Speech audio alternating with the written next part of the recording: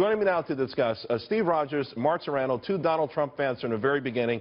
Guys, you know, some are saying this is, to some degree, a victory for Paul Ryan and also some of the other detractors in there. There are certain people on this list who are either detractors of Donald Trump or closely tied to detractors of Donald Trump. Was this just a brilliant move in many ways, Mark?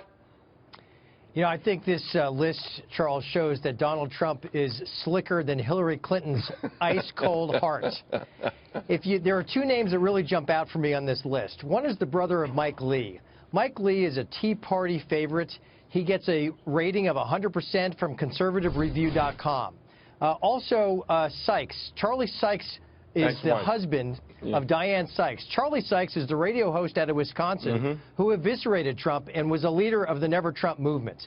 Look, I think this is a very shrewd list. I think for the most part, these are people that are very conservative. It should reassure conservatives that, you know, they shouldn't be hashtag Never Trump. They should be hashtag I'm a convert for Trump. All right, now the list is pretty good.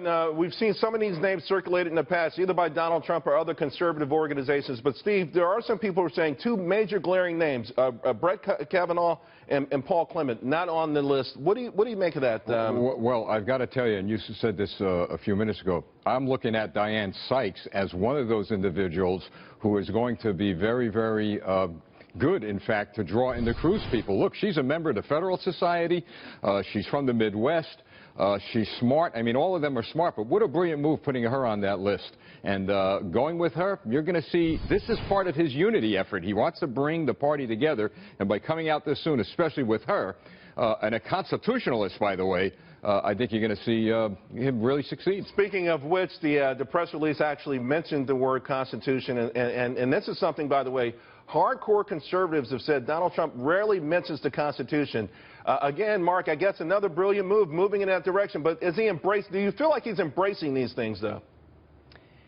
Charles, look, everything's strategic, and this is a very strategic move.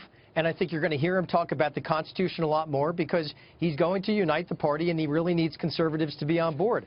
You know, but a move like this at the same time will really not distance moderates because they're not going to be watching as closely an issue like Supreme Court picks. Right. I can't wait to hear Hillary sing the song, Here Comes the Judge, Here Comes the Judge. Remember that one? No. She's going to... Just joking.